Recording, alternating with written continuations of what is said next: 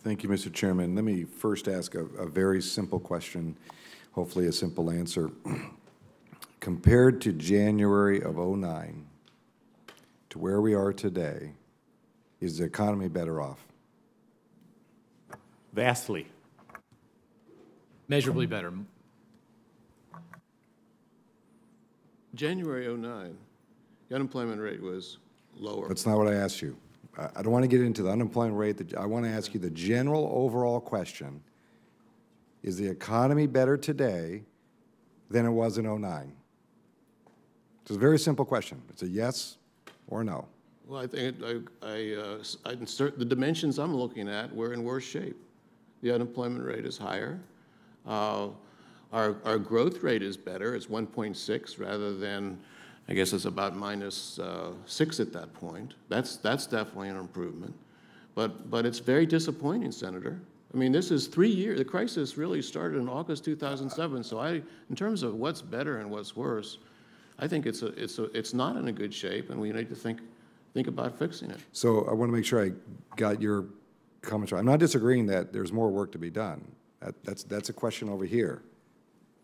In '09 to where we are today, are you telling me the economy is worse off? It's not a complicated question. Growth is higher, which is good. No, see, unemployment is higher, which is bad.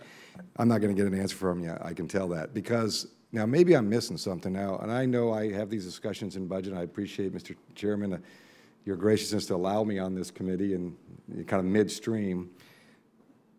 But I will be very blunt with you, all three of you. First off, I agree with, I think there's a lot of issues. Senator Gregg and I agree on, the ranking member. Senator Sessions and I are co-sponsors of some budget bills, some deficit control bills.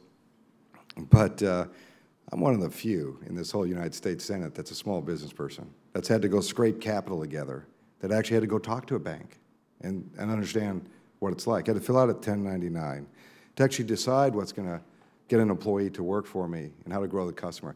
I appreciate your comment on the HIRE Act. That, for a small business person, that doesn't incentivize me to hire someone.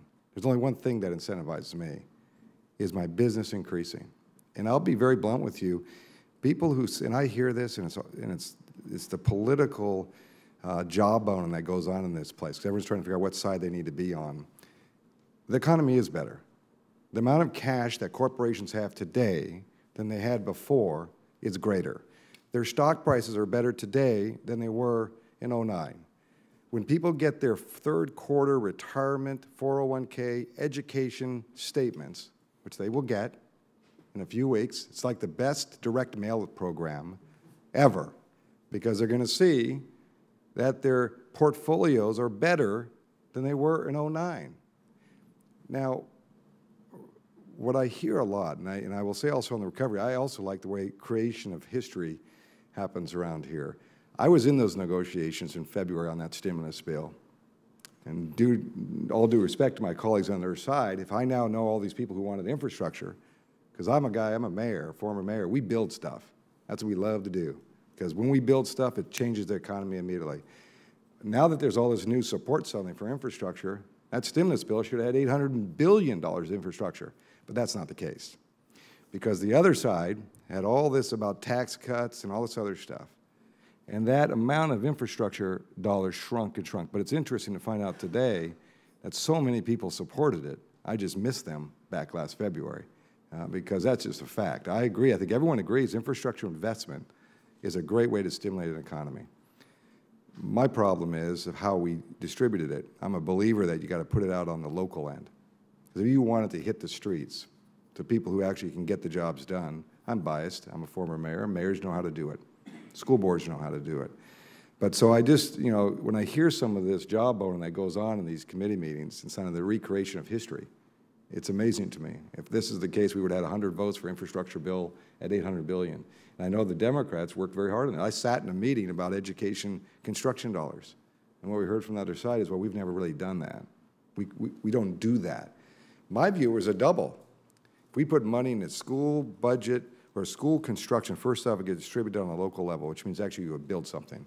Second, you would offset the property taxes that are usually paying for those, and therefore you'll have another opportunity to hit homeowners in a positive way. Also, a property tax makes a difference If you can lower property taxes, it makes more properties more financeable because that's a piece of the equation for a mortgage. It seems so simple. But this place is not a simple place, as we all learn. But I will just say, again, that the record to me is so clear. I mean, are we a fragile economy? Yes, we are. Is there more work to be done? We can debate that. How that will occur is the work that we're all here to try to do. And in my view, I just sit here patiently listening, and I just get frustrated when I see history recreated based on the needs of a political cycle rather than what's right for this country. The second thing is, and I know these two words, you know, if you asked any pollster, they say, don't mention them. Yeah, don't mention TARP, don't mention stimulus. But the fact is, and I don't think anyone would disagree, TARP in its own way painfully worked. I didn't like it. I campaigned against it. But when we look back and see the repayment schedules that's occurred and the infusion that occurred to create certainty to the financial institutions was a huge plus. It may not have been the amount of dollars, but I think you mentioned earlier about once they knew kind of what was going on, certainty is the name of the game in business. Certainty. Not a few dollars on the table to build some, but certainty. If they knew there was a long-term infrastructure plan, they would know certainty.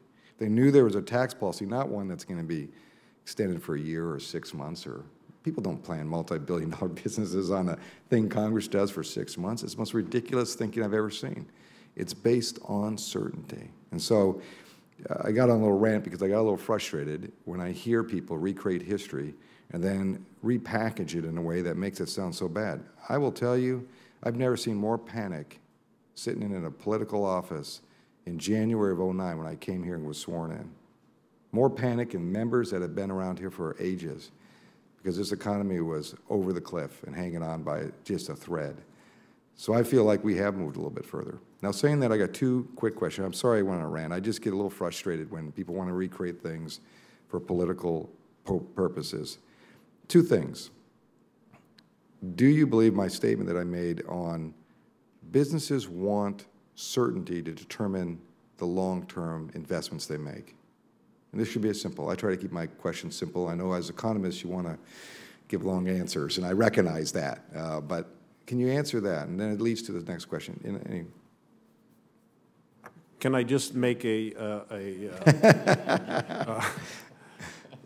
this is going to sound slightly pedagogical. There's no such thing as certainty in business. You've been in business. Fair. I'm in a business myself. Yeah, that's a fair But what you mean is reduction of uncertainty, yes. And especially the uncertainty about the rules of the game. Yes. And absolutely. That's a better way to phrase it. Yes, that's the question then. You should know I'm not just an egghead. I started my own company. So you know what it's in like. 1990, me and my brother, and we sold it 15 years later. So I know exactly what you're talking about. And yes, you need to know what the rules of the game are until you do. And it's down to the crossed T and the dotted I. Until you do, you're not going to make a big investment decision or a hiring decision.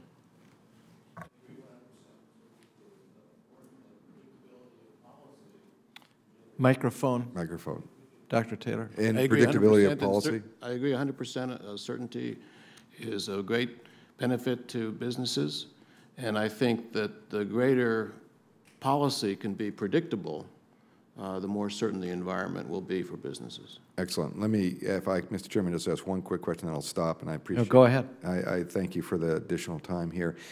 Thank you for all agreeing on that. Now, and I've pitched this before in this committee, you know, we're going to contemplate this tax policy, and I could argue that, you know, some people think there's no leadership on this issue. I don't know. I've heard the president talk about 98% of the people getting a tax reduction.